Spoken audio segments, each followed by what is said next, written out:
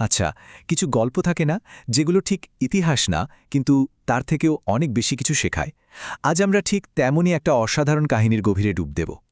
একবার শুধু কল্পনা করুন তো, কেমন হতো যদি সূর্য ওঠার জন্য কোনো একজন মানুষের গলার আওয়াজের অপেক্ষা করত। হ্যাঁ, ঠিকই শুনছেন, এই অবিশ্বাস্য চিন্তাটাই কিন্তু আমাদের আজকের গল্পের মূল কথা। তো চলুন গল্পটা শুরু করা যাক।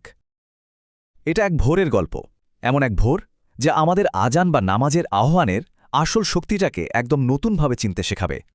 গল্পের শুরুটা হচ্ছে একদম ভোরের ঠিক আগের সময়টায়। গোটা মদিনা শহর গভীর ঘুমে ডুবে আছে, কিন্তু জানেন, চারপাশের বাতাসে কেমন যেন একটা অদ্ভুত অচেনা নীরবতা, একটা কিসের যেন অপেক্ষা।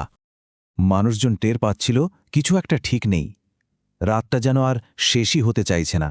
সবার মনে একটা অদ্ভুত অস্বস্তি, একটা চাপার রহস্য।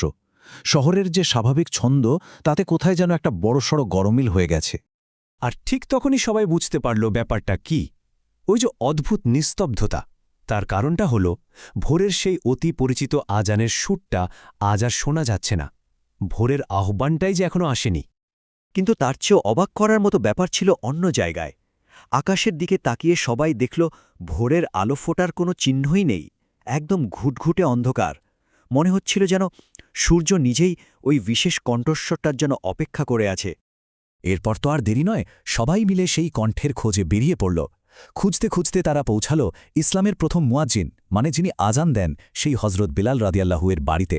আর গিয়ে দেখে কি, সারা রাত ইবাদত করতে করতে তিনি এতটাই ক্লান্ত হয়ে পড়েছিলেন যে গভীর ঘুমে একদম অচেতন। একবার ওই মুহূর্তটা ভাবুন তো, ঘুম থেকে উঠেই যখন বিলাল রাহ বুঝতে পারলেন কি হয়ে গেছে। অনুশোচনায় ভরা মন নিয়ে তিনি দৌড়ে মিনারে উঠলেন। আর তারপর তার সেই শক্তিশালী কণ্ঠে উচ্চারিত হল, আল্লাহু আকবার, আল্লাহু আকবার। ভোরের সেই দীর্ঘ অস্বাভাবিক নীরবতাটা যেন এক মুহূর্তে ভেঙে চুরমার হয়ে গেল। আর ঠিক সেই মুহূর্তেই ঘটল অবিশ্বাস্য ঘটনাটা। বিলালের আজানের ধ্বনি বাতাসে মিলিয়ে যাওয়ার আগেই অন্ধকারের পর্দা সরিয়ে সূর্যের প্রথম আলো এসে পৃথিবীকে ছুঁয়ে দিল। যেন তার কণ্ঠের সঙ্গেই ভোর নেমে এলো মদিনার বুকে। দেখুন, এই গল্পটা তো শুধু একটা গল্প না, এর আড়ালে লুকিয়ে আছে আজানের ভেতরের শক্তি আর তার মর্যাদার এক গভীর বার্তা। চলুন এবার সেই অর্থটা একটু বোঝার চেষ্টা করি। মানে, একদিকে আমরা শুনলাম এক রূপক কাহিনী যেখানে আজান ছাড়া সূর্যই ওঠেনি, আর অন্যদিকে আছে আসল বাস্তবতাটা। ইসলামে আজানের যে আধ্যাত্মিক শক্তি আর সম্মান, তা সত্যিই বিশাল। এই গল্পটা আসলে সেই বাস্তবতারই একটা সুন্দর প্রতিচ্ছবি। আচ্ছা, যারা হয়তো আজান শব্দটার সাথে ঠিক পরিচিত নন, তাদের জন্য একটু বলে রাখি। এটা হলো নামাজের জন্য ইসলামিক আহ্বান। দিনে 5 বার একজন মুয়াজ্জিন এই আহ্বানের মাধ্যমে বিশ্বাসীদের ইবাদতের জন্য ডাকেন। ইসলামিক বিশ্বাস অনুযায়ী আজানের গুরুত্ব কিন্তু অনেক গভীর। এটা শুধু ডাকার জন্য ডাকা না, এটাকে আল্লাহর একটা মহান প্রতীক হিসেবে দেখা হয়। বলা হয় এর শব্দ নাকি অশুভ শক্তিকে দূরে সরিয়ে দেয়। আর যিনি আজান দেন, মানে মুয়াজ্জিন, কিয়ামতের দিনে তার জন্য থাকবে এক বিশেষ সম্মান।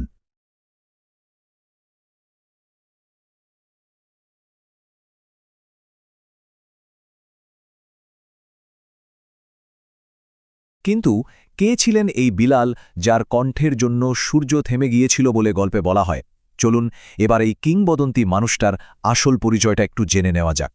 তিনিই ছিলেন ইসলামের সর্বপ্রথম মুয়াজ্জিন। হজরত বিলাল রাদিয়াল্লাহু এর জীবনটা ছিল এক কথায় অসাধারণ। তিনি যখন ইসলাম গ্রহণ করেন, তখন তার উপর যে কি পরিমাণ নির্যাতন করা হয়েছিল তা কল্পনাও করা যায় না। কিন্তু তার বিশ্বাস ছিল একদম অটল। স্বয়ং নবীজি সাল্লাল্লাহু আলাইহি ওয়াসাল্লাম তার শক্তিশালী কণ্ঠ আর ভক্তির জন্য তাকেই প্রথম মুয়াজ্জিন হিসেবে বেছে নিয়েছিলেন। আর সবচেয়ে বড় সম্মানটা তিনি পেয়েছিলেন মক্কা বিজয়ের দিন, যখন তিনি কাবার ছাদ থেকে আজান দিয়েছিলেন। আসলে এই পুরো গল্পটা আমাদের সেই কণ্ঠের মূল্য শেখায়, যে কণ্ঠটা একটা সময় ইসলামেরই প্রতীক হয়ে উঠেছিল। এটা যেমন বিলালের প্রতি একটা সম্মান, তেমনি আজানের প্রতিও। কিন্তু ভাবার বিষয় হল, বিলালের সেই প্রথম আজানের ধ্বনি কিন্তু সেদিন মদিনাতেই থেমে যায়নি। তার রেশ আজও সারা পৃথিবীতে ছড়িয়ে আছে। কিভাবে? চলুন সেটাই দেখি। আজ ঠিক এই মুহূর্তে পৃথিবীর কোনো না কোনো প্রান্তে কিন্তু আজান হচ্ছেই। বিলালের সেই প্রথম আহ্বানের প্রতিধ্বনি একটা অবিরাম ঢেউয়ের মতো প্রতিদিন কোটি কোটি বার সারা বিশ্বে ছড়িয়ে পড়ছে। আসলে এই পুরো গল্পটাই তো একটা প্রতীকের গল্প, তাই না? একটা আহ্বান যা আমাদের আরও বড়, আরও মহৎ কিছুর দিকে ডাকে। তো শেষ করার আগে একটা প্রশ্ন রেখে যাই, আমাদের নিজেদের জীবনে এমন কোনো প্রতীক বা আহ্বান কি আছে যা আমাদের আরও ভালো কিছু করার জন্য প্রতিনিয়ত অনুপ্রাণিত করে?